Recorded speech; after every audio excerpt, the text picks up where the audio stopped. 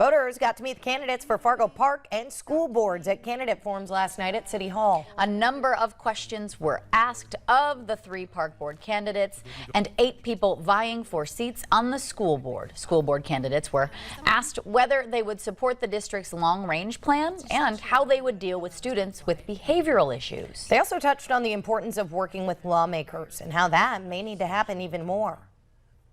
It would be starting with relationships, and that's more than just a touch and go type thing. It's having an understanding.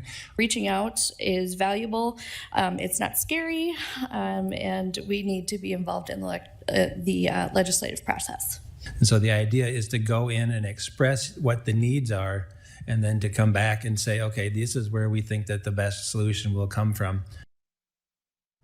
Many also brought up their emphasis on free universal school lunch. Tomorrow, it'll be the Cass County Commission and Fargo City Commission candidates' turn. Those forums also taking place at City Hall, and they will be live streamed.